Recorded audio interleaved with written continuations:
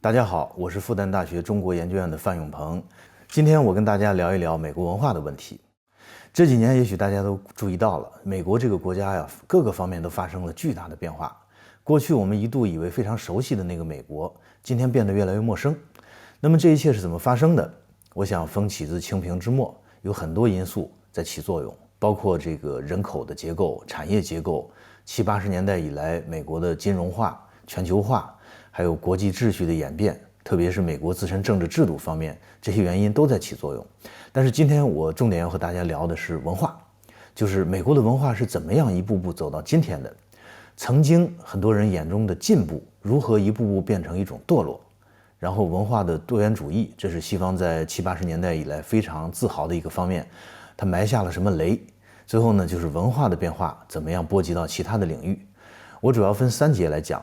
第一讲呢，主要是一个引子，是从这个个人主义的角度来解析美国文化的本质。第2讲主要讲讲美国的文化多元主义和权力话语。第3讲是与文化直接相关的政治衰败。好，我们先进入第一讲。这一讲我要跟大家交流的一个话题就是个人与大众的一个畸形联姻。谈起西方现代文明，人们的第一印象就是对个人价值的推崇。个人是一个现代的发明。我们知道，在古希腊，这个哲学家讲人是城邦的动物，人的价值在于他的这个共同体的身份。这是以亚里士多德为代表，都是这样的观点。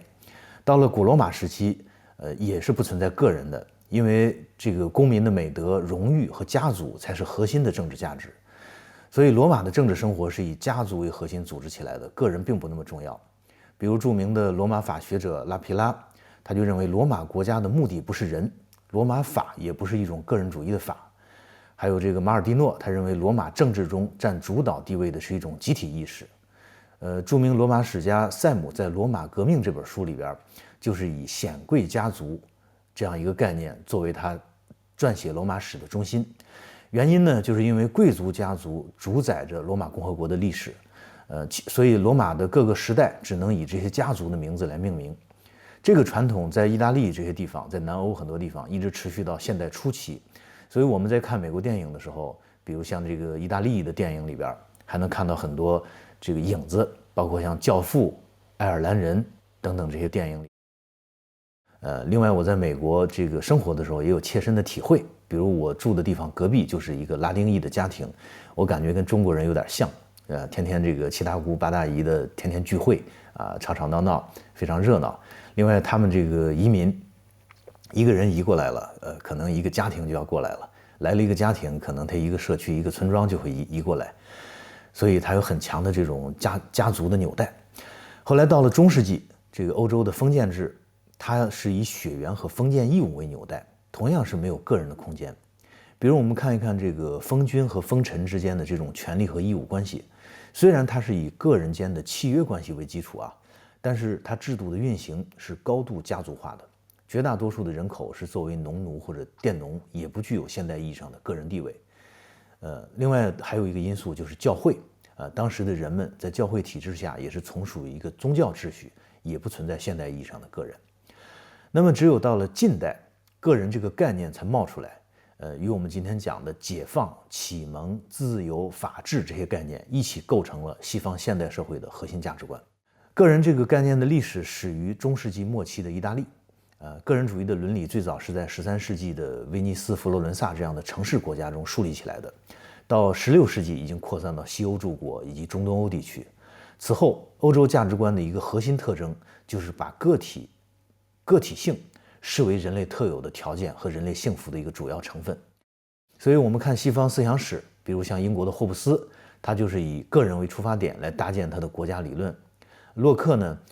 这些所谓的叫契约论者啊，他也是继承了以个人为前提的这样一种自然状态的纯理论拟制。另外像德国的古典哲学家康德，他也是建立了以个人为目的的哲学。正如阿伦特所说，现代政治的特征就是私人利益变成公共事务。英国保守主义思想家欧克肖特也讲过，他说几乎所有近代关于道德行为的著作都以假设选择和追求他自己的活动方向的个人来开头。这个个人显然不是一般意义上的个人，实际上在当时语境下是有特指的，就是新兴的资产阶级。那么个人所需要的一切价值，也都是和资本和财产有关的价值。比如像我们这个很熟悉的人权概念，其实在早期它并不像我们今天所理解的所有人共享的一种普遍的权利。比如英国的洛克，他最早提出了这个不可剥夺的人权，这个 unalienable rights， 包括生命、自由和财产。到美国革命的时候，这个独立宣言的作者杰斐逊，他就不方便讲的那么直白，所以就把它改成了生命、自由和追求幸福。沿着这个线索的演变，我们可以发现幸福与财产权之间的某种等价关系。关于洛克的这个自由主义啊，其实还有一段轶事，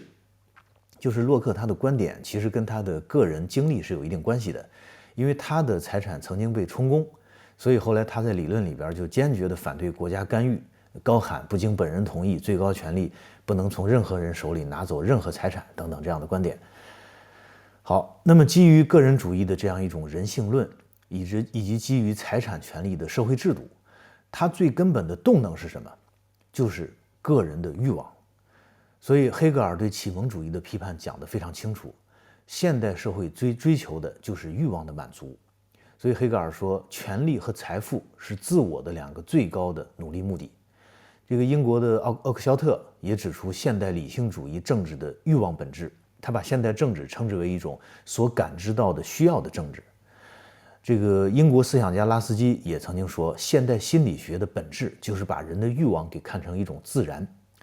那么站在我们今天的角度来看呢，人的解放，人的正当的欲望的满足，当然是值得认可的，也是历史的一个进步。特别是放在这个欧洲历史背景下呀，这绝对是一个巨大的进步。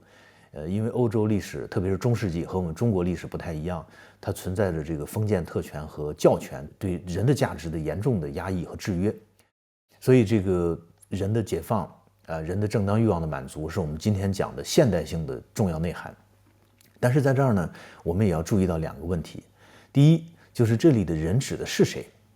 实际上，回到当时的语境，包括在今天的这个资产阶级政治话语的语境下，它指的实际上就是新兴的市民阶层或者今天的资产阶级，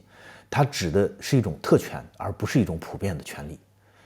第二点就是这个欲望，它满足以何为度？如果我们是以个人为出发点，那么欲望的满足当然是最优先的，越多越好，对吧？如果我们是以群体为出发点，那么个人的自由它就是处于一种有限的状态。所以比如我们看今天美国人在新冠疫情里边戴不戴口罩，有的人就说我有自由，所以我不愿意戴口罩。那么怎么判断这种观点，其实很大程度上就是看你从哪个角度来看问题了。那么美国呢，它是个人主义社会的一个集大成者，这一点在美国宪法里边有非常生动的反映。比如美国宪法的这个序言部分，它就是一个商业契约的一个标准范本啊，里边就提出了美国是为了追求哪些目标建立了这样一个国家。不同于历史上的原生国家，美国实际上就是由一群个人他们所发起的一个共同投资创业项目的一个结果。这方面呢，大家可以参考我最近出版的一本书，叫《从公司到国家》。其实我们做一个思想游戏啊，如果我们严格按照欧克肖特关于法治的标准或者定义，那么美国宪法所建立的这个国家甚至都称不上是一个法治国家，因为按照欧克肖特的标准，只有一种根据纯粹的规则的联合，而不是为了达到某种目标的联合，才称得上是一种法治。那么按照这个严格的标准来看呢，美国的宪法显然它是为了追求一系列的目标，特别是就是作为资产阶级的个人的目标，为了满足他们的需要。另外，美国的宪法正文就相应的提供了满足个人需要的最有效的工具——代议制的宪政制度。这样一种制度啊，它是源自这个近代欧洲，它是最有利于将商业和资本精英的利益给转化成政治权利的一种制度，到今天依然如此。所以欧克肖特就非常清醒地看到，他说这种统治样式，他指的就是代议制啊。他说在18世纪晚期和19世纪早期英国等地的政府制度中，议会制政府中达到了高峰。曾经是共同体的东西被认为是个人的联合，这是伦理学中确立的个体主义在政治哲学上的对应物。这句话非常重要，就是在伦理学上所确立的这种资产阶级的个人主义，它需要在政治制度上、政治哲学上产生一个对应物来实现它，那么就是代议制政府。所以大家就非常容易理解为什么自由民主这套东西，它对普通人的诱惑力和欺骗性非常强，因为它在设计上就是为了顺应和放纵欲望。当然，它的结果到底是有利于谁的欲望呢？却不是我们普通人那么容易看透的。那么，经过不断的演进，现代的自由民主制度或者政治多元主义，它就成了一个可以依据法治和程序的原则进行公开、公平竞争的，允许多元利益在里边进行博弈，以获取国家权力的这样一种游戏。这个游戏呢，表面上看起来是透明的、开放的，但实际上只有非常成功的个人掌握这个经济权力的资产阶级，他才有赢的可能。而且这套游戏规则呢，因为它特别强调程序，所以它不必讲究实质性的公平正义，甚至在理论上，比如像自由主义这些理论，它干脆就把正义给解释成程序正义。那么只要你符合程序，你不能因为这个结果而抱怨，你只能怪你自己是一个失败者。实际上，在现代化的过程中，我们大多数人都只能是资本主义社会中的失败者。除了资本家和其他的精英阶级，多数人在进入现代社会的时候，其实我们是没有选择的能力的，我们也没有享受自由的能力的。对于我们这些人，那么资产阶级的思想家给他们起了很多的名字，这个我在演讲里边也讲过，比如勒庞把他们称之为叫乌合之众，英国的哲学家密尔和美国的建国者们管他们叫多数的暴政，欧克肖特给他们贴上了很多标签，包括像不成功的个人、反个人、大众人等等这种标签。所以大家看一看国内的这个自由主义学者啊，通常讲起大众、讲起民主，也都特别喜欢贴上这种乌合之众了这样的标签。其实背后是有这样一个逻辑在内的。那么在这种文化之下，贫困和失败它就变成了一种罪恶。比如在1660年之后的英国，这个贫穷和失败就已经被视作一种不体面。洛克他就公然声称贫穷是一种错误，而不是一种不幸。洛克还说，教育是富人才支付起的一种奢侈品，你穷人就不要去奢望去接受教育了。另外，当时英国的一个社会改革家叫 Hartlib， 他说，身体强壮的游民不去工作，不是社会的牺牲品，而是自己造成的一个社会负担。当然呢，这个资产阶级思想家里边也有一些柔软而伟大的心灵啊，对这种观点提出质疑。比如我非常喜欢的这个法国文豪雨果，他在这个《悲惨世界》里边就写到了一句话，这个非常有意思。他说，妻子、孩子、仆人、弱者、穷人和无知者犯错误，是丈夫、父亲、主人、强者、富人和有学问人造成的。他还讲，社会不办义务教育是有罪的，是社会制造了黑暗，他应对此负责。人的心灵充满黑暗就会犯罪，真正有罪的并非是犯罪的人，而是造成他心灵黑暗的人。那么雨果这样的观点呢，他对我前面讲到的这种自由主义的观点是一种对冲啊，当然也不能把它推到另一个极端。这些被资产阶级哲学家们贬为大众人的下层劳动人民啊，他们虽然很容易受到误导，很容易被这种自由主义的话语所忽悠，但是呢，毕竟他一旦感受到社会的残酷摩擦，他就会意识到资产阶级创造的制度和文化对他们是不利的。所以对这些人而言，他们慢慢就会意识到，所谓的道德不是自由、人性、财产权，而是什么呢？而是公共的善。他们需要的往往不是自由，而是平等，是需要保护，需要政府，需要对结果的干预。这种道德观就是欧洲产生马克思主义的基础。反过来，资产阶级他也对自己的利益非常敏感，所以他就对这些所谓劳动者、无产者所追求的这些政治原则就逐渐把它给扣上一些污名化的标签，包括像极权主义啦、威权政体啦，或者民粹主义这些帽子。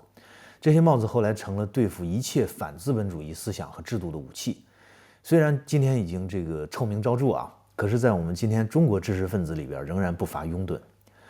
但是我刚才讲到这种成功的个人也就是资产阶级，和不成功的大众人，也就是普通的劳动者，他们的政治价值呢，按道理来讲是两种水火不容的政治价值，但是却发生了一次非常奇怪的联姻。就是进入20世纪之后啊，特别是二战之后，欧洲进入了一个福利国家时代，美国也搞了从这个20世纪初的进步主义到60、70年代的积极行动、伟大社会等等一系列的进步政策。这个积极行动，英语叫 affirmative action， 过去经常被翻译成平权运动或者平权法案，这个我觉得是不够准确的。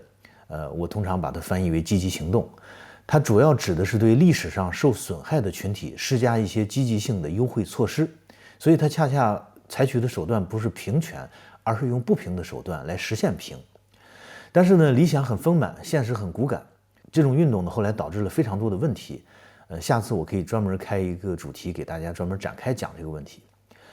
那么我们就回到这个美国的积极行动和伟大社会这些进步性的措施。那么他们保障了各种弱势群体的权利，也推进了社会各个领域的平等进步，甚至呢，在美国当时出现了大规模的父权运动，英语叫 entitlements。什么叫父权呢？就是很多事情原来不被看作是某种天赋的权利，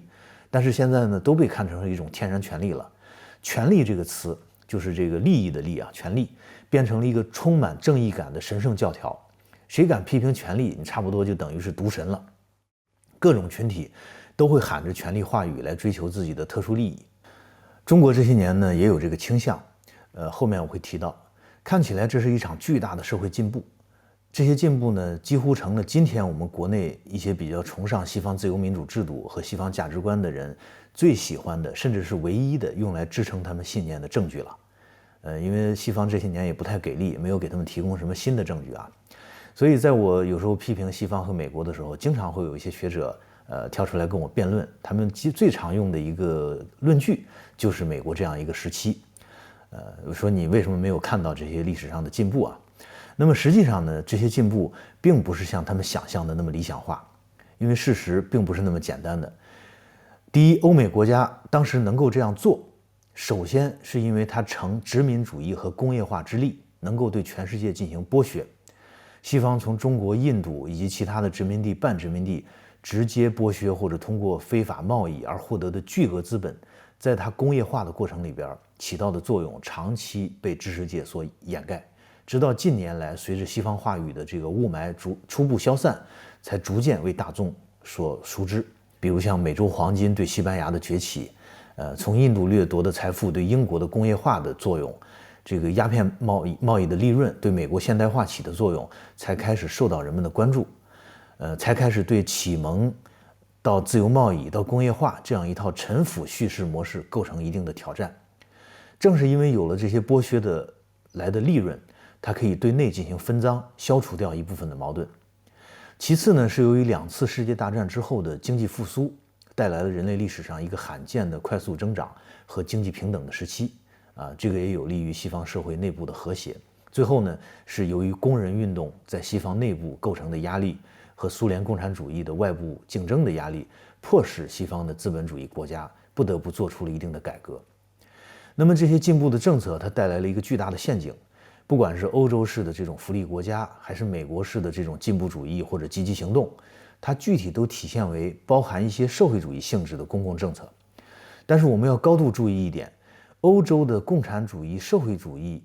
的价值观，也就是作为一种大众人的价值观，它有个基本前提，就是它是集体本位的。它所提倡的都是一些集体主义的进步措施，包括这个普选权、男女平等、民族平等，还有自治、社会福利等等这些东西。这套东西看起来很好，但是只有在一种集体意识下才能保持它适当的度。而个体欲望是让社会主义政策和价值发生恶性病变的最好的催化剂。西方把这套东西给拿过去，直接嫁接在一个以个体主义、个体本位为基础的社会制度之上，就产生了无节制的欲望政治和权力政治。所谓的文化多元主义，所谓的权力爆炸，都是这样一个联姻的产物。可想而知，这样一个以个人欲望为基础的社会，加上以满足欲望为目的的半吊子社会主义公共政策，带来的是什么结果？很显然，共同体不见了，所有的社会群体都变成了利益集团，所有的个人都变成了欲壑难填的永不满足的消费机器，最终必然会导致社会的分裂和国家财政的破产。